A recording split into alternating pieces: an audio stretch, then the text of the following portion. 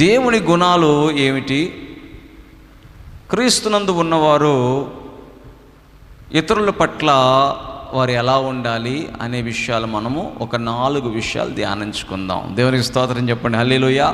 ఈ క్రిస్మస్ దినాల్లో యేసు ప్రభు మనకు వరముగా ఉన్నాడు. యేసు ప్రభునందు మనము నమ్మకం ఉంచాం కాబట్టి మనం 4 విషయాలు మనం ఈరోజు ధ్యానం చేసుకోబోతున్నాం. మనం ఎలా ఉండాలి? ఎందుకంటే మనల్ని పరిశీలిస్తుంటారు. దేవుడు నమ్ముకున్నాడంటండి, ఇతను యేసు ప్రభుని నమ్ముకున్నాడా, అయితే ఇతనిలో ఆ పరిమళ వాసన ఉందా, యేసు ప్రభులో ఉన్న సువాసన ఇతనిలో కూడా వచ్చిందా అని చూస్తూ ఉంటాడు. ఎప్పుడైనా గుర్తుపెట్టుకోవాలి, మనలో సువాసన రావాలి. హల్లెలూయా. అందుకనే చాలామంది చూడండి, సువాసన కొరకు ఏం చేస్తుంటారు, మంచి వస్త్రం వేసుకుంటారు, మురికి అనేటువంటి దాన్ని ఉతికి వేస్తారు. హల్లెలూయా. మురికిని ఏం చేస్తారు, ఉతికేసిన తర్వాత అది చక్కగా ఇలా వాసన చూసినప్పుడు మురికి వాసన లేకుండా మంచి వాసన రాగానే అవి వేసుకుంటారు. ఎందుకని వేసుకుంటారు? అవి మంచి వాసనతో వచ్చేవి. అంటే ఇతరులతో మనం కలిసినప్పుడు, ఇతరుల దగ్గరికి వెళుతున్నప్పుడు వారు మనల్ని శుభ్రంగా ఉన్నారు అని వాళ్ళు ఏం చేస్తారు, మనల్ని దగ్గర తీస్తారు. అవునా కాదా? కాబట్టి దేవుని బిడ్డలారా, ఇది బయట ఉన్నటువంటి పరిశుభ్రత, ఎక్కడ బాహ్యముగా ఉన్న అదే అంతరంగ పరిశుభ్రత, ఆత్మలో పరిశుభ్రత. దేవుడు ఆత్మై ఉన్నాడు, దేవుడు సత్యమై ఉన్నాడు. దేవుడు మన జీవితాలని ఎక్కడికి తీసుకుని వెళ్ళడానికి, మరణము తర్వాత నిత్య జీవములోకి తీసుకుని వెళ్ళటానికి ఆయన ఈ భూమి మీదకి వచ్చాడు. హల్లెలూయా. కాబట్టి మన ఆత్మలో కల్మషము అంటకూడదు, మురికి ఉండకూడదు, మచ్చలు ఉండకూడదు, డాగులు ఉండకూడదు. కాబట్టి ఎలా ఉండాలా? స్వచ్ఛముగా ఉండాలి. దేవునికి స్తోత్రం కలుగును గాక. హల్లెలూయా. కాబట్టి దేవుని బిడ్డలారా, స్వచ్ఛముగా ఉండాలి, శుభ్రముగా ఉండాలి. ఏది? ఆత్మ సువాసన రావాలి. అందుకనే ఒక 4 విషయాలు మనము ధ్యానం చేసుకుందాం. బైబిల్ గ్రంథములో నుండి చూడండి దేవుని బిడ్డలారా, మొదటిగా గలతీయులకు రాసిన పత్రిక 5వ అధ్యాయం 14వ వచనం.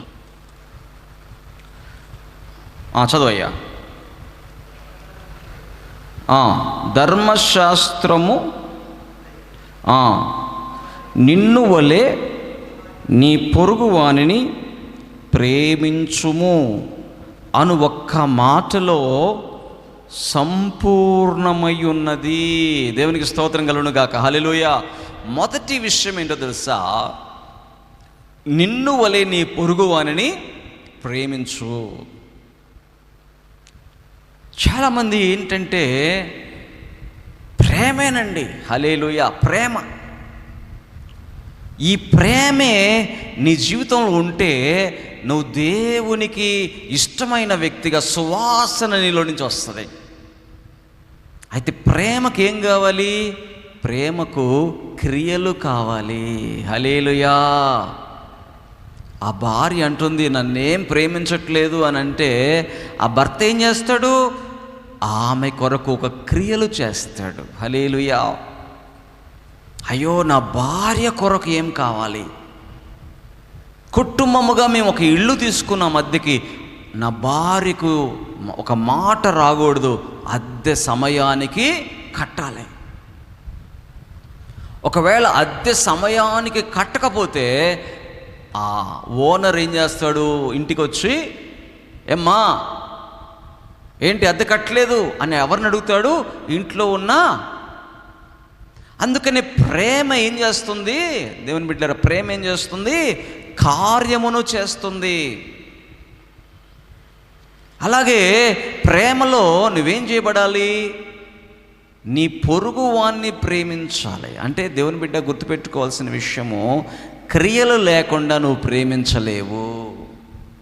అయ్యా నేను ప్రేమిస్తున్నాను అని చెప్పి ఊరికనే మాట చెప్పినంత మాత్రాన ఉపయోగము లేదు.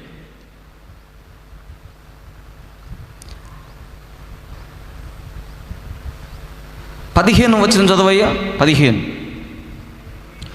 మీరు ఒకరినొకడు కరుచుకొని భక్షించిన ఎడల మీరు ఒకని వలన ఒకడు బొత్తిగా నశించిపోదురు.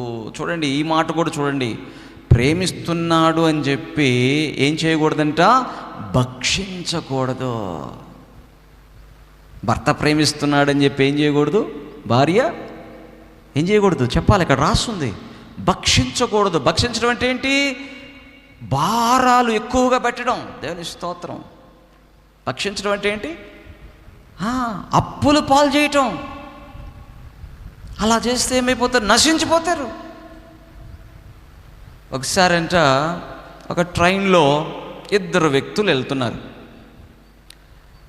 ఒకడేమో క్యారేజ్ పట్టుకొని వచ్చాడు, ఇంకోడేమో క్యారేజ్ పట్టుకొని రాలా. నా జేబులో డబ్బులు ఉన్నాయి కదా, ఎక్కడైనా స్టేషన్లో కొనుక్కొని తిందాములే అనుకున్నాడు. కొద్ది దూరం ప్రయాణం వెళ్తూ ఉంటే ఈ క్యారేజ్ పట్టుకొని వచ్చిన వాడు క్యారేజ్ ఓపెన్ చేయగానే రొట్టెలు ఉన్నాయి. రొట్టెలు ఉన్నప్పుడు ఈ రొట్టెలు తీసుకొని తింటుంటే ఈ ప్రక్కన వాడు అంటున్నాడు, నిన్ను వలె నీ పొరుగు అన్నీ ప్రేమించాలి అంటున్నాడు. ఏమని చెప్తున్నాడు? క్యారేజ్ లేనివాడు ఏమంటున్నాడు? నిన్ను వలె నీ పొరుగు అన్నీ ప్రేమించాలి. కానీ అది అతని కోసం తెచ్చుకున్నాడు కదా. అతనేమంటున్నాడు తెలుసా? నీ పొరుగు వానిది ఏది ఆశించకూడదు అంటున్నాడు. 2 వాక్యాలే. అర్థమైందని చెప్పేది? 2 వాక్యాలే. మొదటిదేంటి? నిన్ను వలె నీ పొరుగువాన్ని ప్రేమించు. రెండోదేంటి? నీ పొరుగువానిది ఏది ఆశించొద్దు. చూడండి, అయితే ఎవరికి ఎవరు చెప్పుకున్నారు? క్యారేజ్ లేనివాడేమో ఏమనుకోవాలంటే నా పొరుగువానిది ఏది ఆశించకూడదు అని అతను అనుకోవాలి. క్యారేజ్ ఉన్నవాడేమనుకున్నావాలి? తినేటప్పుడు అయ్యయ్యో నేను తింటున్నాను కదా, పక్కన వాడు తినకుండా ఉన్నాడు కదా, నన్ను వలే నా పొరుగువాన్ని ప్రేమించాలని చెప్పి అతను అనుకోవాలి. కానీ రివర్స్లో అనుకుంటున్నారు. వాక్యం అంతా కూడా ఇదేనండి సమస్య. భార్యాభర్తలు కూడా అంతే, కుటుంబం కూడా అంతే, విశ్వాసులు కూడా అంతే. రివర్స్లో మాట్లాడుకుంటుంటారు. నేనేం చేయాలి అనేది ఆలోచించరండి. ఎదుటివాడు ఏం చేయాలి అనేది మాత్రమే వాక్యం తీసి చూపిస్తుంటారు. ఇదే సమస్య. దేవుడు నిన్నేం చేయమన్నాడు అనేది ఎప్పుడైతే నువ్వు ఆలోచిస్తావో నీలో సువాసన వచ్చుద్ది. నిన్ను చూసి ఇతరులకు ఇష్టం కలుగుతుంది. చూడండి, వాక్యాలు 2 కరెక్టే, కానీ ఎవరు ఏ వాక్యాన్ని తీసుకోవాలి అనేదే సరిగా తీసుకోవాలా. వాళ్ళు తీసుకోవాల్సిన వ్యక్తి ఏమో తీసుకోకుండా వేరొక వ్యక్తి తీసుకున్నప్పుడు అక్కడ ఏం కలిగింది? ఇద్దరి మధ్యలో విరోధము. ఏం కలిగిందండి? కాబట్టి మనం ఎప్పుడు కూడా ఏం చేయాలి? మనల్ని మనం పరిశీలించుకోవడానికి, మనల్ని మనము సరిచేసుకోవడానికి వాక్యాన్ని మనము తీసుకోవాలి. అంతేగాని వాక్యాన్ని తీసి ఎదుటివానికి నేర్పించాలని చూడకూడదు. దేవునికి స్తోత్రం చెప్పండి. హల్లెలూయా. వాక్యాన్ని ఎక్కడ నేర్చుకోవాలి? ఇదిగో ఆదివారము జరుగుతున్నటువంటి ఈ స్థలములోనే వాక్యం నేర్చుకోవాలి. నేర్చుకున్న వాక్యాన్ని ఏం చేయాలి? నీకు నువ్వు ప్రవర్తించాలి. అంతేగాని బయటికి వెళ్ళిపోయి వేరొకరికి నువ్వేం చేయకూడదు? నీ పొరుగు వానిది ఏది నువ్వు ఆశించకూడదు. వాళ్ళకి వీళ్ళకి చెప్పడం కాదు, నువ్వు ప్రవర్తించు, బిహేవ్ చేయి. నీకోసమే వాక్యం. వాళ్ళు ఎదుటి వ్యక్తి బిహేవ్ చేయట్లేదా? ప్రార్థన చేయి. దేవునికి స్తోత్రం చెప్పండి. హల్లెలూయా. ఎదుటి వ్యక్తి ప్రవర్తించట్లేదా? ప్రార్థన చేయి. శత్రువుని గురించి కూడా ఏమన్నాడు యేసు ప్రభు? ప్రార్థన చేయమన్నాడు. వాదన పెట్టుకోమనలా. శత్రువుని గురించి కూడా ఏమన్నాడు? సహోదరుని గురించి కూడా ఏమన్నాడు? ప్రార్థన చేయి. సహోదరుడు తప్పిదంలో పడిపోతున్నాడా? ప్రార్థన చేయి. శత్రువు నిన్ను బాధ పెడుతున్నాడా? ప్రార్థన చేయి. అంతేగాని మనం ఏం చేస్తుంటాం? నీకు వాక్యం తెలీదా? నువ్వెందుకు తప్పులు చేస్తున్నావు అంటాం. నో, నువ్వేం చేయాలి తెలుసా? ప్రవర్తించు. ఏంటి దేవుడు ఏం చెప్తున్నాడు? నన్ను ప్రవర్తించమంటున్నాడు. వాక్యం ఎక్కడ వినమంటున్నాడు? మందిరంలో వాక్యం వినమంటున్నాడు. నేను ఇప్పుడు ప్రేమించాలి. ఇప్పుడు తప్పిదముల్లో పడిపోతున్న వ్యక్తి నాకు కనబడినప్పుడు అతని కోసం నేనేం చేయాలి? ప్రార్థన చేయాలి. శత్రువుగా ఉన్నాడు ఒక వ్యక్తి, నా మీద లేనిపోని మాటలన్నీ మాట్లాడుతున్నాడు, నా మీద లేనిపోని నిందలన్నీ వేస్తున్నాడు, నన్ను రెచ్చగొడుతున్నాడు. నువ్వేం చేయాలి? ప్రార్థన చేయాలి. ప్రభువా నీ చేతికి అప్పగిస్తున్నాను. ఎక్కడ చేయాలి? అక్కడే. ఎక్కడ? ఆ పోరాటంలోనే ప్రభువా నీ చేతికి అప్పగిస్తున్నానయ్యా అంటే అర్థం ఏంటి తెలుసా? నువ్వు దేవుణ్ణి ప్రేమిస్తున్నావు. హల్లెలూయా. ఎప్పుడైతే అలా చేస్తామో అప్పుడు నువ్వు దేవుణ్ణి ప్రేమిస్తున్నావు. భర్త కూడా భార్యకి చెప్తుంటాడు, విను విను నీకోసమే అంటాడు. తప్పది. భార్య కూడా భర్త చెప్తుంటుంది, నీ గురించి చెప్పేదని. కాదండి, ఎప్పుడు అటు చెప్పుకోకూడదు. వాక్యం అనేది ఇతరుల్ని వేలెత్తి చూపించడానికి కాదు, నిన్ను నీవు సరిచేసుకోవడానికి. హల్లెలూయా. నీవు ప్రవర్తించడానికి, నీవు సరైన మార్గంలో నడవడానికి, నీవు సువాసనగా ఉండడానికి. దేవునికి స్తోత్రం కలుగునుగా. హల్లెలూయా. ఒకవేళ ఇతరులు తప్పులు చేస్తుంటే వాళ్ళ కోసం నువ్వేం చేయాలని రాస్తుంది బైబిల్ అంటే? ప్రార్థన చేయి. హల్లెలూయా. అందుకనే ప్రేమించడం అనేది ఏంటంటే నువ్వేం చేయాలి? ప్రవర్తించాలి. నంబర్ 2 ప్రార్థించాలి. హల్లెలూయా. అందుకనే క్రిస్మస్ దినాల్లో చాలామంది ఏం చేస్తారు? యవ్వనస్తులు కూడా స్టార్లు కడతారు. అవునా కదా? స్టార్లు కడతారు. కానీ వాళ్ళ ప్రవర్తన ఎట్లుంటుంది చెప్పాలి? ప్రవర్తన ఎట్లుంటుంది? తల్లిదండ్రుల మాట వినరు. ఫ్రెండ్స్ ఏది చెప్తే అది చేస్తుంటారు. బైక్ని సరిగా నడపరా అంటే ఎత్తి కింద పడేస్తారు. ఎప్పుడు జారిపడిద్ది బండి? చెప్పండి. బండి ఎప్పుడు జారిపడిద్ది చెప్పాలా? నీ బ్రేక్ వేస్తే ఆగాల బండి. నీవు బ్రేక్ వేస్తే జారిందంటే నువ్వు బ్రేక్ కంటే స్పీడ్ వెళ్తున్నావు. దేవునికి స్తోత్రం చెప్పండి. హల్లెలూయా. బ్రేక్ వేస్తే ఆగే స్పీడ్ దాకా నువ్వు వెళ్ళాలి. బ్రేక్ వేసిన జారిపోతుందంటే నువ్వు అధికమైన వేగాల్లో వెళ్తా ఉన్నావు. ఎవరి మాటలు వింటున్నావు? ఫ్రెండ్స్ మాటలు, లోకం మాటలు. కానీ స్టార్ కడతావు అంటే ఇప్పుడు ప్రవర్తించావా? నీవు దేవుడి యొక్క మాటలలో ప్రవర్తించావా? లేదు. కాబట్టి నీకు దెబ్బలు, కాబట్టి నీకు కాలు విరుగుతుంది, కాబట్టి నీ చెయ్యి విరుగుతుంది, కాబట్టి నువ్వు హాస్పిటల్ పాలవుతున్నావు, కాబట్టి ఇంటి వారికి నువ్వేం చేస్తున్నావు? నష్టము తీసుకొస్తున్నావు. ఇంటి వారికి వేదన తీసుకొస్తున్నావు, ఇంటి వారికి బాధ తీసుకొస్తున్నావు. కారణం ఏంటి? నువ్వు వాక్యాన్ని ప్రేమించట్లేదు, నువ్వు యేసు ప్రభుని ప్రేమించట్లేదు, నీ ఇంటి వారిని ప్రేమించట్లేదు. కాబట్టే కదా అధిక వేగానికి పోయావు. కాబట్టే కదా నీవు ఇష్టానుసారంగా వెళ్ళిపోయావు. కాబట్టే దేవుని బిడ్డలారా, ఎప్పుడైతే యవ్వనస్తులు దేవుని మందిరంలోకి వచ్చి వాక్యాన్ని విని ప్రవర్తిస్తారో, నేను దేవుని బిడ్డని, నేను అన్యులులాగా నేను ప్రవర్తించకూడదు. వాళ్ళు ఎలా ప్రవర్తించినా, వాళ్ళు శరీరంలో ఏది జరిగినా వాళ్ళకి దేవుడు లేడు. కానీ మనం ఎవరిమి? దేవుని బిడ్డలం. మనం ఎలా ప్రవర్తించాలి? మా ఇంటి వారిని నేను ప్రేమించాలి.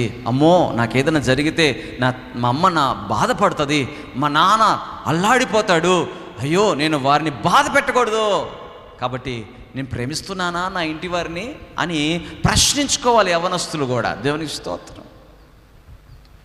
క్రిస్మస్ దినాల్లో ప్రేమ అండి. ఏంట ప్రేమ? ప్రవర్తించడం. ప్రేమలో ఏం చేయాలి? క్రియ. చాలామంది కొంతమంది అంటారు నేను నిన్ను ప్రేమిస్తున్నానని వెంటపడుతుంటారు. ఆడపిల్లలు వెంటపడుతుంటారు, మగపిల్లలు ప్రేమించట్లేదు. వాళ్ళు 99% వాళ్ళు ఏం చేస్తున్నారు? మోసగిస్తున్నారు. ప్రేమించామని ఏం చేస్తున్నారు? 99% మోసమే. ఎందుకు మోసం చేస్తున్నారు?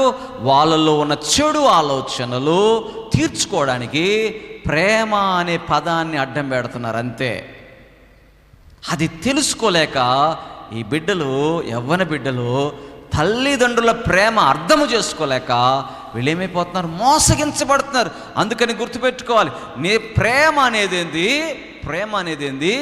తల్లిదండ్రుల ప్రేమ కంటే గొప్పదైన ప్రేమ ఈ భూమి మీద లేదు. అందుకనే వాక్యం అంటుంది, నీ తల్లిదండ్రులను ఏం చేయాలి? సన్మానించాలి. నీ తల్లిదండ్రులు ఏం చేయాలి? సన్మానించాలి. కాబట్టి ఈ ప్రేమ అనేది నువ్వు ఎప్పుడైతే ప్రవర్తిస్తుంటావో నీకు మంచి చెడు అర్థమైపోతుంటుంది. ఇప్పుడు ఒకవేళ ఎవరైనా యవనస్తులైతే చెప్పేయచ్చు ఈ మాట. ఎవరైనా వచ్చి నేను నిన్ను ప్రేమిస్తున్నానని ఎవరైనా వచ్చి చెప్తే అతడు నిజమైనోడో తప్పుడోడో నీకు ఎప్పుడు అర్థమైంది తెలుసా? నువ్వు ఈ మాట చెప్తే అర్థమైపోయింది. ఏమని? మా అమ్మకి చెప్పు ఆ మాట,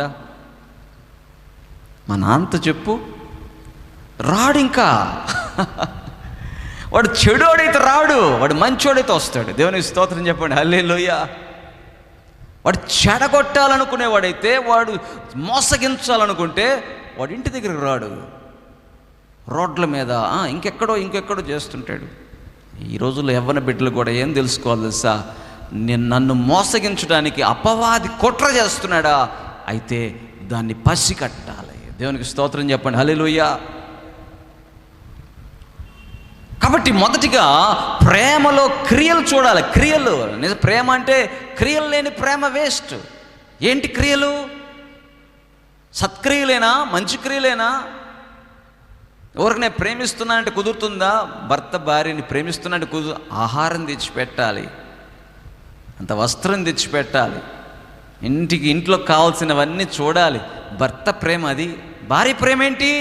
అన్నీ చేసి పెట్టాలి. హల్లెలూయా. భర్త కొరకు అన్నీ ప్రేమ.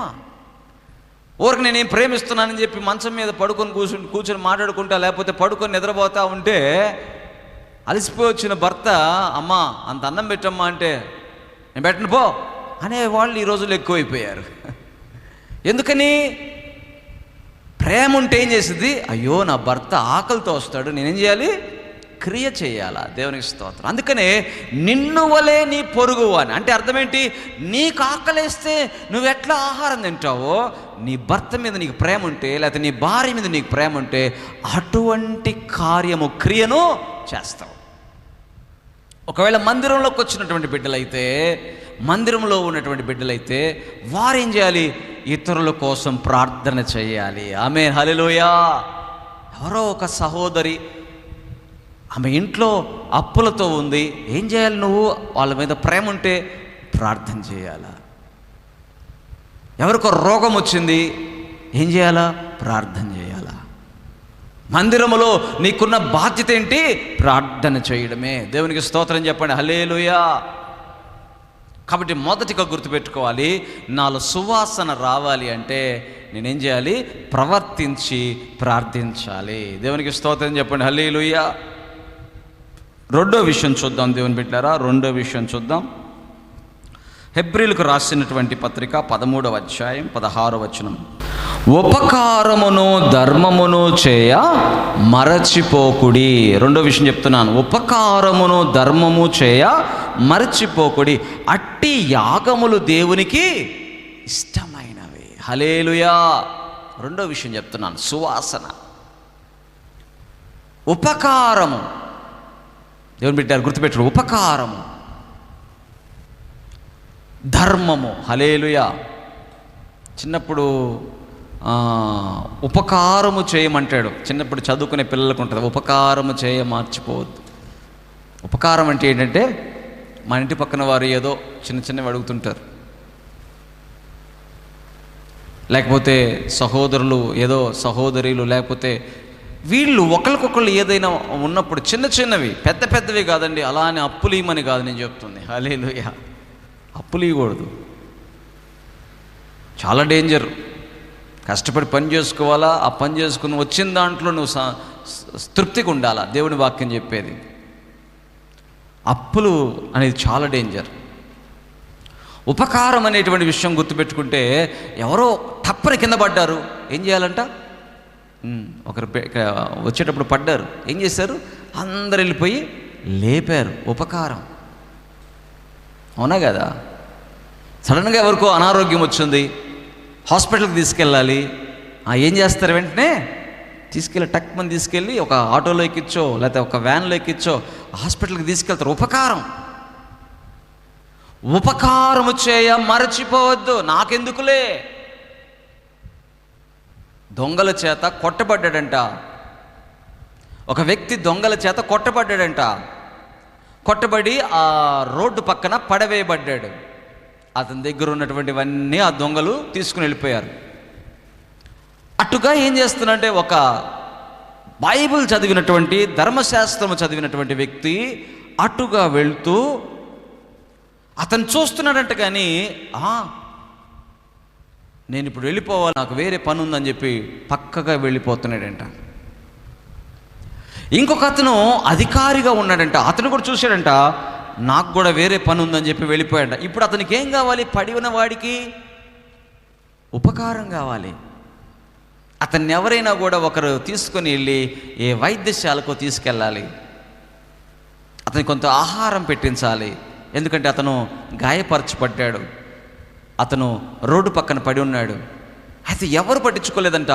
ఒక సమరయుడు అని రాయబడింది, మంచి సమరయుడు. అతను ఏం చేశాడంటే, అతన్ని చూడగానే మనసు వచ్చిందంట. ఏంటి ఆ మనసు? నా పని పక్కన పెట్టి ఇప్పుడు ఇతని పని నేను చేయాలి. ఆ దేవునికి స్తోత్రం చెప్పండి, హల్లెలూయా. నా పని తర్వాత చేస్తాను, ఇప్పుడు ఈ పని చేయాలి. ఏం పనిది? ఆ వ్యక్తికి వైద్యానికి తీసుకుని వెళ్ళాలి. దేవునికి స్తోత్రం చెప్పండి, హల్లెలూయా. ఎందుకు ఆ మనసు వచ్చింది? ఎందుకంటే అక్కడ రాయబడింది, అతడు మంచి సమరయుడు. దేవునికి స్తోత్రం. మంచితనం. రెండో విషయము, నీలో సువాసన అంటే ఏంటంటే, మనకు చాలా పనులు ఉంటాయి, కానీ ఆపదలో ఉన్నవారిని, అనారోగ్యంలో ఉన్నవారిని మనం ఏం చేయాలి? మన పనులు పక్కన పెట్టి ముందు వాళ్ళకి మనం ఉపకారము చేయాలి. ఎందుకు ఆ మాట చెప్తున్నాను తెలుసా? ఈ రోజుల్లో మనం డబ్బు సంపాదించవచ్చు, లేకపోతే బంగళాలు కట్టుకోవచ్చు, లేకపోతే ఎన్నో చేయొచ్చు, కానీ మనం ఉపకారము చేస్తే అది దేవుడి దగ్గర రాయబడుతుంది. దేవునికి స్తోత్రం చెప్పండి, హల్లెలూయా. ఎందుకో తెలుసా? ఏ ఆశను నువ్వు లేకుండా చేస్తావు కాబట్టి, ఏది ఆశించకుండా చేస్తావు కాబట్టి, తిరిగి మరల నాకేదో చేస్తారని అనుకోవు కాబట్టి, హల్లెలూయా. ఉపకారం. అలాగే ధర్మం అంటే ఏంటి? చూడండి, రోడ్డు మీద వెళ్తున్నప్పుడు ఎవరో ఆకలితో ఉంటారు, అడుక్కుంటూ ఉంటారు. అప్పుడు నీకు కూడా ఏం కలగాల? జాలి కలగాల. 2 ఇడ్లీ పెట్టిద్దాం అనే మనసు రావాలి. ధర్మం అంటే తిరిగి మళ్ళీ ఏదైనా చేసిద్దా? ఆమె చేయలేదు. ఇవన్నీ ఏమంట? యాగములంట. దేవునికి ఇష్టమైనవి. హల్లెలూయా. దేవునికి ఇష్టమైనవి. అవి నీ దగ్గర నుంచి అవి జరుగుతున్నప్పుడు అవి దేవుడి దగ్గరికి వెళ్ళిపోతాయి. హల్లెలూయా. అందుకనే దేవుడి దగ్గరికి వెళ్ళిపోయాయి నీకు కావాలా? దేవునికి స్తోత్రం చెప్పండి, హల్లెలూయా. దేవుడి దగ్గరికి ఏం పంపించగలవు? దేవుడి దగ్గరికి, అయ్యా నేను యేసుప్రభు నమ్ముకున్నాను, పరలోకం వెళ్ళంగానే నీకు ఇవ్వడానికి నా దగ్గర ఏమీ లేదు అని యేసుప్రభు అనకూడదు. హల్లెలూయా. ఏంటి ప్రభు, నాకు ఇవ్వడానికి ఏమీ లేదా? అవును, ఏమీ నువ్వు పంపించలేదయ్యా పరలోకానికి, అంతా నువ్వు భూమి మీదే పెట్టేశావు, నా దగ్గరికి ఏం పంపించలేదు. ఏంటి, నువ్వు ఎవరికైనా ఉపకారం చేయాలన్నా కూడా నీకేదైనా లాభం ఉంటేనే ఉపకారం చేస్తున్నావు. హల్లెలూయా. నువ్వు ధర్మం చేయాలన్నా కూడా ఎవరైనా చూస్తున్నారా అని చూస్తేనే ధర్మం చేస్తున్నావు. ఏంటి, కొంతమంది ఏం చేస్తారంటే ధర్మం చేసేది కూడా ఫోటోలు తీసుకుంటున్నారు ఈ రోజుల్లో. అవునా కదా? అది పరలోకం వెళ్ళదు. ఇంకా చాలామంది కానుకేసింది కూడా మైక్లో చెప్పించుకుంటున్నారు. అది పరలోకం వెళ్ళిద్దా? వెళ్ళదు అని బైబిల్ అంటుంది. హల్లెలూయా. నువ్వు ఇచ్చే కానుక రహస్యంగా ఉండాలంట. నువ్వు చేసే ధర్మం రహస్యముగా ఉండాలంట. హల్లెలూయా. ఎందుకని రహస్యంగా ఉండాలి? నువ్వు రహస్యంగా చేస్తే అది ఎక్కడికి వెళ్తుంది? పరలోకం వెళ్తుంది. ఈ భూమి మీద నాకు ఘనత రావాలి అంటే ఇక పరలోకంలో నీకు ఘనత అవసరం లేదు కాబట్టి, ఈ భూమి మీద ఘనత వచ్చేసింది కాబట్టి పరలోకంలో నీకు ఇవ్వడానికి యేసుప్రభు దగ్గర ఏమీ ఉండదు. అదే నువ్వు ఈ భూమి మీద ఆశించకుండా ఆ మంచి సమరయుడిలాగా ఎదుగో కొట్టబడినాడే ఆ వ్యక్తిని తీసుకుని వెళ్ళి పూటకోళ్ళ వాని ఇంటికి తీసుకొచ్చి వెళ్ళి అక్కడ 2 దేనారాలు ఇచ్చాడంట. అతడికి ద్రాక్షరసము, నూనె, అతని గాయాలకు కట్టారంట, ఆహారం పెట్టారంట. ఇవన్నీ కూడా చేసింది దేనికి? తిరిగి అతను మళ్ళీ అతను ఇస్తాడనా? లేదు. అంటే ఏంటో తెలుసా దేవుని బిడ్డారు? త్యాగం అండి. హల్లెలూయా. నువ్వేం చేయబడాలి? కొన్ని విషయాల్లో నీవు తగ్గించుకోవాలి. పోనీలే, అతను ఆపదలో ఉన్నాడు, అతని కోసం నేను నిలబడతాను అన్నాడు. ఉపకారం, అది సువాసన. దేవుని బిడ్డ, ఎంతో ఖర్చు పెడుతుంటాం, వేల రూపాయలు ఖర్చు పెడుతుంటాం, అవేవి పరలోకం రావు. కానీ నీవు ఉపకారము చేయడానికి కానీ ఎప్పుడైతే నిలబడతావో, ధర్మము చేయడానికి నిలబడతావో, కానుకీయడానికి నిలబడతావో, అవి రహస్యంగా ఆశించకుండా ఇస్తావో, అవన్నీ పరలోకం వెళ్ళిపోతాయి. దేవునికి స్తోత్రం చెప్పండి, హల్లెలూయా. కాబట్టి ఈ సమస్య ఏంటి? సమస్య మనుషులలో చేదైన వేరు వస్తుందంట. ఏంటది? చేదైన వేరు. చేదు ఏం చేసిద్దండి? పాడు చేసిద్దా? మంచిగా ఉంటుందా? కూర చేదుగుంటే తింటామా? చాలామంది చూడండి, దోసకాయలు అవి కోసేటప్పుడు ఏం చేస్తారు? ఒక ముక్క నోట్లో పెట్టుకుంటారు. పెట్టుకుంటే అది ఏముంటే చేదుంటే ఏం చేస్తారు? మన హృదయం కూడా చేదుగా ఉందనుకోండి, అది ఆటోమేటిక్గా కుళ్ళిపోద్ది. చేదు ఎప్పుడు ఉండకూడదు. చేదు ఏంటో తెలుసా? నాకు ఘనత రావాలి అనుకోవడం. దేవునికి స్తోత్రం చెప్పండి, హల్లెలూయా. నాకు పేరు రావాలి, నేను ఏదైనా చేస్తే నన్ను గూర్చి పొగుడుకోవాలి అని అనుకోకూడదు మనం. దేవునికి స్తోత్రం చెప్పండి, హల్లెలూయా. ఇతరులు పొగిడితే పొగడిని, దానికి వేరే విషయం. కానీ మనం అనుకోకూడదు ఆ విషయం. మనం ఏదైనా చేసినా దేవుడి కొరకు చేసాము అనుకోవాలి. దేవునికి స్తోత్రం చెప్పండి, హల్లెలూయా. కాబట్టి రెండో విషయం ఏంటి? నీవు ఉపకారము చేయడము చెప్పాలా, నీవు ధర్మము చేయడం మర్చిపోవద్దు. అలాంటివి నీకు ఎదురుపడ్డాయంటే వాటిని చేయడానికి నువ్వు సిద్ధపడాలి. క్రిస్మస్ దినాల్లో యేసుప్రభు ఏం వదిలిపెట్టి వచ్చాడు తెలుసా? తండ్రితో సమానముగా ఉండుట విడిచిపెట్టకూడదు అనుకోలా, అది విడిచిపెట్టేసి ఇక్కడికి వచ్చాడు భూమి మీదకి. తన యొక్క ఘనతను విడిచిపెట్టేసి వచ్చాడు భూమి మీదకి. తన యొక్క అధికారమును విడిచిపెట్టి వచ్చేసాడు. సార్వభౌమత్వాన్ని విడిచిపెట్టి వచ్చేసాడు. తనకున్నటువంటి గొప్ప ఆధిక్యతను విడిచిపెట్టి ఈ భూమి మీదకి వచ్చి ఎక్కడ ఉన్నాడంట? పశువుల తొట్టిలో పశువుల పాకలు పరుండు పెట్టబడ్డాడు అని రాయబడింది. దీనుడిగా. అందుకని ఒక పాట ఉంటుంది, ఎంత దీనాతి దీనమో ఓ యేసయ్యా, నీ జననమెంత దయనీయమో, తలచుకుంటే నా గుండె తడబడి. చెప్పాలా? పాడాలా? వచ్చా పాట అందరికీ? ఎంత దీనముగా, ఎక్కడ దేవుడు ఎక్కడ ఎటువంటి స్థితికి తగ్గించుకున్నాడంటే, ఎందుకు? త్యాగం. ఎందుకు? ఆయన మన పాపాలని భరించడానికి వచ్చాడు, మనల్ని రక్షించడానికి వచ్చాడు. ఇప్పుడు మన జీవితంలో ఏంటి? ఉపకారము చేయడానికి మనం ఇష్టపడాలి. హల్లెలూయా. క్రీస్తునందు విశ్వాసం ఉంచిన వారిలో ఈ సుగుణం ఉండాలా. ఇతను ఉపకారం చేస్తాడా లేదా, ఇతడు ధర్మం చేస్తాడా లేదా, దేవుడు చూస్తూ ఉంటాడు. హల్లెలూయా.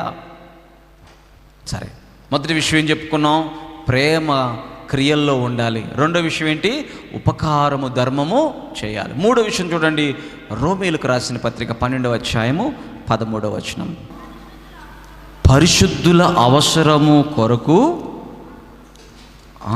ఏమంటాడు? పరిశుద్ధుల అవసరము. దేవునికి స్తోత్రం చెప్పండి, హల్లెలూయా. పరిశుద్ధుల అవసరములలో పాలు పొందాలి. తర్వాత ఏమంటున్నాడు? శ్రద్ధగా ఆతిథ్యము ఇచ్చుచుండ్రి.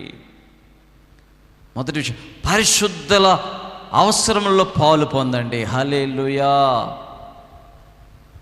ఈరోజు యేసుప్రభు నందు విశ్వాసం ఉంచినటువంటి మీరు సేవకుడి యొక్క సేవలో మీరేం చేయాలి? సహకరించాలి, పాలివారిగా ఉండాలి. ఒక పని చేస్తున్నప్పుడు ఏం చేయాలా? నేనేదో ఒకటి చేయాలని శ్రద్ధ. ఏంటది? శ్రద్ధ.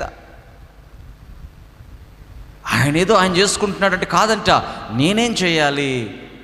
దేవుని యొక్క పరిచర్యకి ఏం చేయాలి? ఎందుకంటే బైబిల్ అంటుంది, మొదట నా నీతిని నా రాజ్యమును వెతుకు.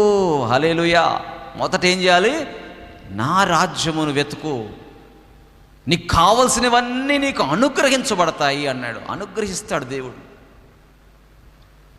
చాలామంది సాక్ష్యం చెప్తుంటారు, అయ్యా కడుపులో గడ్డ తగ్గిపోయిందయ్యా, అయ్యా పొలం బాగైపోయిందయ్యా, అయ్యా మా జీవితాల్లో మేలు జరిగిందయ్యా, ఇలా చాలా సాక్ష్యాలు చెప్తూ ఉంటారు.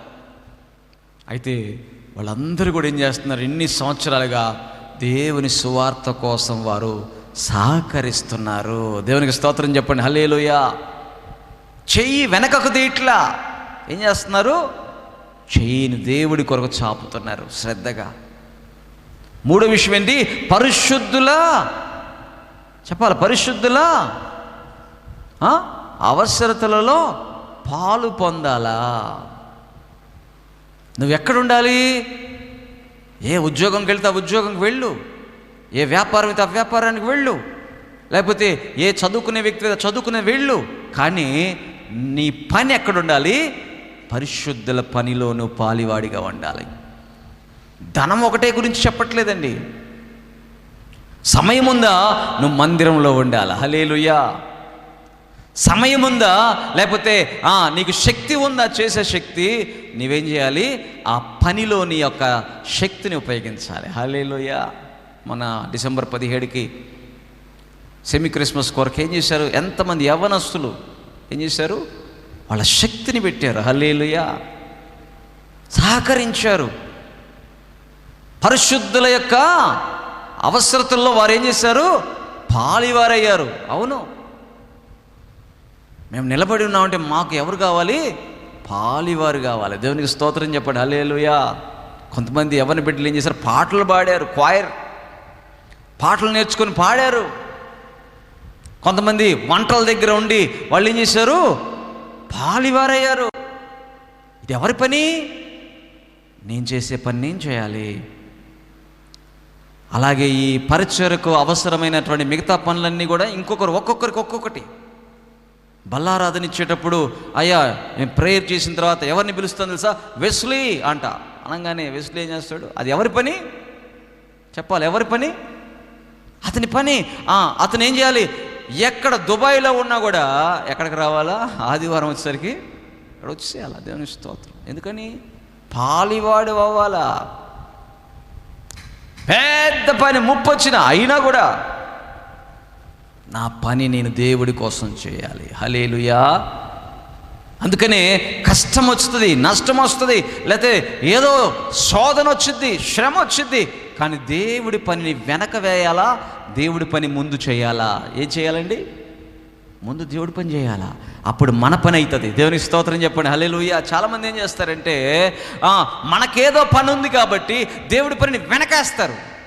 దేవుడు ఏమంటున్నాడు, నా రాజ్యమును మొదట వెదుకు అన్నాడు, హల్లెలూయా. నీకు కావలసినన్ని వస్తాయి అన్నాడు, హల్లెలూయా. అపవాది ఏమంటాడు, మొదట దేవుడి పని వద్దు, నీ పని చూడు ఏమైపోతుందో, వదిలేసే దేవుడి పని, ఈ ఆదివారం కాకపోతే వచ్చే ఆదివారం వెళ్ళొచ్చులే. సాతాను మనల్ని పాడు చేస్తాడు, గుర్తుపెట్టుకోవాలి ఈ విషయాన్ని. దేవుని వాక్యాన్ని పట్టుకున్నవాడు మొదట దేవుడి పని ఏదైనా ఉండని, ఆ పని నా దేవుడే చూసుకుంటాడు. నేను దేవుడి మందిరానికి వెళ్తున్నాను, ప్రార్థనకి వెళ్తున్నాను, వాక్యం వింటాను, ప్రార్థనలో బలపడతాను, నా పనిని దేవుడే చేస్తాడు, హల్లెలూయా. ఆదివారం ఎంతసేపు అండి, 11 గంటల నుంచి 1 గంట వరకు, హల్లెలూయా. అది దేవుడి సమయం, ఆ సమయాన్ని దొంగిలించకూడదు, ఆమేన్, దొంగిలించకూడదు, అవునా కదా. 1 గంటకు అయిపోయింది, ప్రేమ విందు ఉంది, చక్కగా ఆశీర్వాద భోజనం ప్రార్థన చేసుకొని తీసుకుంటాం, తర్వాత మన పనిలోకి మనం వెళ్ళిపోతాం. దేవునికి స్తోత్రం. అప్పుడు ఎవరి హస్తం తోడుగా ఉంటుంది, దేవుని హస్తం మనకు తోడుగా ఉంటుంది, హల్లెలూయా. ఈ విషయాన్ని చాలామంది ఏం చేస్తుందంటే అర్థం చేసుకోలేకపోతున్నారు. సాతాను చేతిలో బంధింపబడిపోయి ఏమైపోతున్నారంటే నీ పని పాడైపోతుంది అని కలవరపెట్టి భయపెట్టి దేవుడి మందిరానికి వద్దులే అని సాతాను ఏం చేస్తున్నాడు, బంధించేస్తున్నాడు. చాలా జాగ్రత్తగా ఉండాలి. వాక్యాన్ని మీరితే మనం ఏమైపోతాం, పడిపోతాం. ఈరోజు బాప్తిజం పొందినటువంటి మీరు ఆదివారం రావడానికి మిమ్మల్ని ఏం చేస్తాడు, సాతాను ఆపేస్తుంటాడు. ఇక్కడ గుర్తుపెట్టుకోవాలి, మన మనసు అనుకుంటే నిర్ణయించుకుంటే వెళ్తాం. దేవుని స్తోత్రం చెప్పండి, హల్లెలూయా. ఎన్ని కష్టాలు వచ్చినా, ఎన్ని ఆటంకాలు వచ్చినా నేను వెళ్ళాలి అనుకుంటే వెళ్తాం అంతే. దేవుని స్తోత్రం. మనసులో మనకేం, అందుకనే అన్నాడు మారు మనసు పొందండి అన్నాడు. హల్లెలూయా. ఏ మనసు ఇది? నా దేవుని మందిరానికి వెళ్ళనీయకుండా సాతాను అడ్డుపడుతున్నాడా, నేను ఇప్పుడు మారు మనసు పొందాలా, వెళ్ళాలా నేను యేసు ప్రభు మందిరానికి. దేవుని స్తోత్రం చెప్పండి. హల్లెలూయా. కాబట్టి శ్రద్ధగా మనము వెతకాల. దేవునికి స్తోత్రం చెప్పండి. హల్లెలూయా. శ్రద్ధగా ఆ విషయంలో కూడా జాగ్రత్తగా ఉండాలి. అప్పుడు మనలోని సుగుణాలు వస్తాయండి, మనలోని సువాసన వచ్చుద్ది. మనలోని ఆ క్రిస్మస్ దినాల్లో వీళ్ళు ఏం చేశారు? ఎక్కడి నుంచి బయలుదేరారు తెలుసా? తూర్పు దేశపు జ్ఞానులు వేరే దేశం నుంచి బయలుదేరారు. దేనికంట? ఒక నక్షత్రం కనపడింది, ఆకాశంలో ఒక నక్షత్రం కనపడిందంట. బయలుదేరేటప్పుడు ఏం చేశారంట? నేను యేసయ్య దగ్గరికి వెళ్ళి పూజించాలి. హల్లెలూయా. ఏమనుకున్నారంటే వాళ్ళు? యేసయ్య దగ్గరికి వెళ్ళి పూజించాలి. దేశం దాటి దేశానికి వచ్చి వెతుకుతున్నారంట. వాళ్ళు వెతుకుతున్నారు. యేసయ్యను కనుగొన్నప్పుడు ఏం చేశారు తెలుసా? పెట్టెలు విప్పి బంగారము, బోళము, సాంబ్రాణి ఆయన దగ్గర పెట్టి అక్కడ అంటున్నారు, సాగిలపడి పూజించురి. ఏమని రాయబడింది తెలుసా? They bow down and worship God. They bow down and worship God అంటే నీవు దేవుడి మందిరములో మొదట, హల్లెలూయా, ఫస్ట్ ప్రిఫరెన్స్ టు గాడ్. నా విషయంలో అయితే మాత్రం నేనైతే దేవుడే నాకు మొదట. హల్లెలూయా. దేవుడి పని జరిగించిన తర్వాతే రెండో పని. హల్లెలూయా. అది మా నాన్నగారికి ఆరోగ్యమైనా, మా తల్లిదండ్రులు బాగాలేకపోయినా కూడా నేను మొదట ఎక్కడున్నాను తెలుసా? మందిరంలో ఉన్నా. ఈ పని అయిపోయిన తర్వాత ఆ పని. ఎందుకో తెలుసా? ఈ పని చేస్తే నా యేసయ్య ఆ పని చేస్తాడు. దేవునికి స్తోత్రం చెప్పండి. హల్లెలూయా. కాబట్టి నేర్చుకుందాం మనం. ఏం నేర్చుకోవాలి? ఎలా నేను పాలు పంపులు పొందాలా? పోగొట్టుకున్నానా? అయ్యో, పాలు పంపులను పోగొట్టుకుంటే ఏమైపోతాం? దేవుడి యొక్క దయలో నుంచి వెనక్కి వెళ్ళిపోతాం. మనకి ఏ పనులు జరగవు, కఠినమైపోతుంటాయి, లాక్ అయిపోతుంటాయి. సాతాను ఏం చేస్తాడు? నా మాట విన్నాడు కదా, ఇక నేను ఇతని యొక్క జీవితాన్ని కంట్రోల్ చేస్తాను అంటాడు. మొదట ఏం చేయాలంట? దేవుడి మాట. హల్లెలూయా.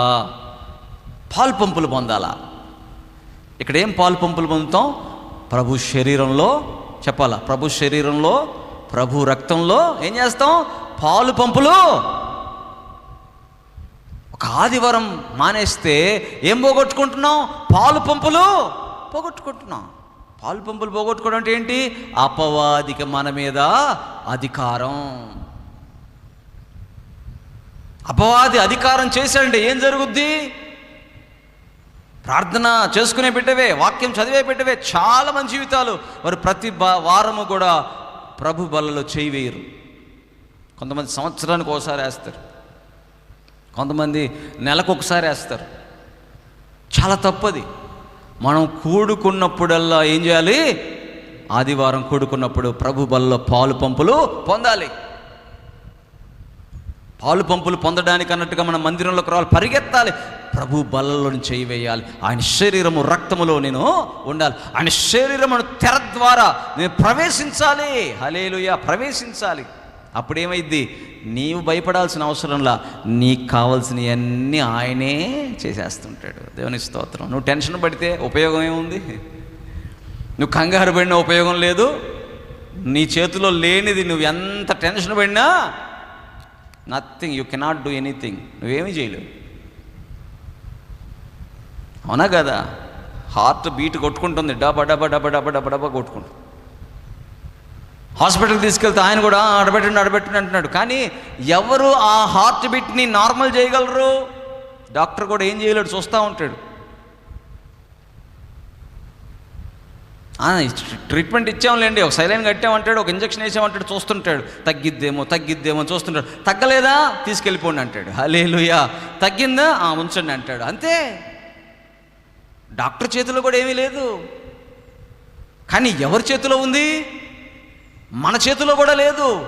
మన చేతిలో లేనప్పుడు మనం ఎవరి మీద ఆధారపడాలి? చెప్పాలా? దేవుడి మీదే. నువ్వు టెన్షన్ పడినా ఉపయోగం లేదు, కంగారు పడినా ఉపయోగం లేదు, ఏమైద్దో అనుకున్న ఉపయోగం లేదు. దేవుని బిడ్డ, ఎక్కడ నువ్వు తప్పిపోయావో, ఎక్కడ నేను పొరపాటు చేశానో, ఎక్కడ నా దోషాలు నన్ను ఏలుతున్నాయో అని సరిచేసుకోవడంలోనే ఉంది. దేవునికి స్తోత్రం చెప్పండి, హల్లెలూయా. గత వారాల్లో ఎక్కడైనా పాలు పంపులు పొందలేదా? గత వారంలో దేవుణ్ణి నేను వెనకేసేసి నేను నా పనులు చేసుకున్నానా? నా జీవితంలో ఎక్కడ నేను దేవుడికి విషయాల్లో నేను వెనకడుగు వేశాను? ప్రభు దగ్గర పశ్చాత్తాపడాలి. హల్లెలూయా. ఏం చేయాలి? అవును ప్రభువా, నేను పొరపాటు చేశాను, నన్ను క్షమించు ప్రభువా అని దేవుడి దగ్గర ఒప్పుకోవాలి. పాలు పంపులు పొందడం అంటే అదే. శరీరం వస్తున్నప్పుడు ఏం చేయాలి? పరిశీలించుకోవాలి. అవునయ్యా, నన్ను క్షమించు నాయన, నేను ఒక వారం నిన్ను వెనక తీసేసానయ్యా, నా చేతిని వెనకేసేసానయ్యా, నన్ను క్షమించు ప్రభువా అడగాల. అందుకని పాలు పంపులు అనేది చాలామంది ఏం చేస్తారంటే అదేదో ఒక కాదండి. మన జీవితాలని మనమే తెలుసుకోకుండా అపవాది చేతికి అప్పగిస్తున్నాం, అపవాది చేయబట్టుకుంటున్నాం, పోయి సాతాను చెప్పినట్టుగా చేస్తున్నాం. పాలు పంపులని చాలా ఇంపార్టెంట్. హల్లెలూయా. చాలామంది బాప్తిజం తీసుకుంటారు, కానీ పాలు పంపులు ఉండదు, భయమే లేదు, భక్తే లేదు, అసలు వాళ్ళకి శ్రద్ధే లేదు, శ్రద్ధ కూడా లేదు.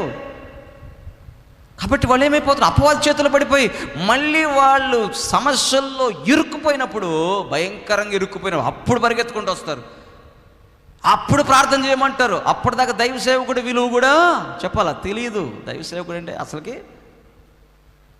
కాబట్టి గుర్తుపెట్టుకోవాలి ఈ విషయాన్ని. పాలు పంపులు చేసే విషయంలో పరిశుద్ధుల అవసరములలో, అలాగే దేవుని సంబంధమైనటువంటి పనులలో మనం ఏం చేయాలి? పాలు పంపులు పొందాలి. మొదటి విషయం ఏం చెప్పుకున్నాం? ప్రేమలో ప్రవర్తించాలి. Love without actions is empty. Hallelujah. క్రియలు లేని విశ్వాసం, క్రియలు లేని ప్రేమ అది వేస్ట్. రెండోది ఏం చెప్పుకున్నాం? ఉపకార ధర్మము, అలాగే త్యాగపూరితమైన ధర్మము చేయాలి. దేవునికి స్తోత్రం చెప్పండి, హల్లెలూయా. కఠినపరుచుకున్నామా? పరలోకానికి మనమేమీ పంపించలేదు. మూడోది ఏం చెప్పుకున్నాం? పాలు పంపులు పొందాలా. దేవునికి స్తోత్రం చెప్పండి, హల్లెలూయా. పాలు పంపులు మొదట దేవునికి మనం స్థానం ఇవ్వాలా. మన పనులు సెకండ్, మన పనులు మొదట వచ్చినాయా అపవాది మనల్ని వెళ్తాడు. నాలుగో విషయం చూడండి దేవుని బిడ్డలారా. నాలుగో విషయము చూడండి, మత్తయి సువార్త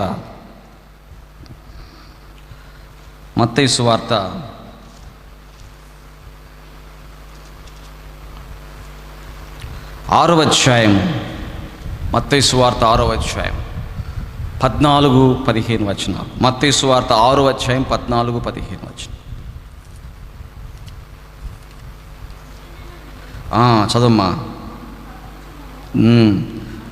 మనుషుల అపరాధములను మీరు క్షమించిన ఎడల మీ పరలోకపు తండ్రియు మీ అపరాధములను క్షమించును. మీరు మనుషుల అపరాధములను క్షమింపకపోయిన ఎడల మీ తండ్రియు మీ అపరాధములను. నాలుగో విషయం, ఈ క్రిస్మస్ దినాల్లో మనం ఏం చేయాలి? కక్ష పెట్టుకోకూడదు. దేవునికి స్తోత్రం చెప్పండి, హల్లెలూయా. ఒకవేళ నీ విషయంలో ఎవరైనా తప్పిదం చేసినప్పుడు ఏం చేయాలి? ప్రభువా, అతన్ని నేను క్షమించేస్తున్నా. ఒకవేళ అతడు దుష్ట మనసుతో ఉన్నాడనుకో, నువ్వేం చేయాలి? అతనికి దూరంగా ఉండు. దేవునికి స్తోత్రం చెప్పండి, హల్లెలూయా. అర్థమైందా చెప్పింది? ఎవరో నీ విషయంలో ఏదో తప్పు చేశారు, అప్పుడు ఏం చేయాలి? అతని మీద కక్ష పెట్టుకోకూడదు. ఏం చేయాలి? నేను అతన్ని క్షమించేస్తున్నా, నాకు అతని మీద కక్ష వద్దు ప్రభువా, అతనికి నేను ఇంకా దూరంగా ఉంటాను. దేవునికి స్తోత్రం చెప్పండి, హల్లెలూయా. ఎందుకు ఈ మాట చెప్తున్నాను? అలా నువ్వు కానీ క్షమిస్తే నీ అపరాధాలు క్షమించబడతాయి. హల్లెలూయా. అవునా కదా? మనం కూడా ఎన్నో తప్పులు చేస్తుంటాం కదా. అతను పెద్ద తప్పు చేసి ఉండొచ్చు, నువ్వు కూడా చిన్న చిన్న తప్పులు ఏదో చేసి ఉండొచ్చు. అవునా? ఏదో ఉంటుంది. భర్త భార్యని అరుస్తాడు, ఏదో చికాకులు అరిసేస్తాడు, అది కూడా ఒక అపరాధం. ట్రాన్స్గ్రెషన్ అంటారు. అపరాధం అంటే తెలుసా? అపరాధం అంటే నీవు అనుకోకుండా చేసేసేది.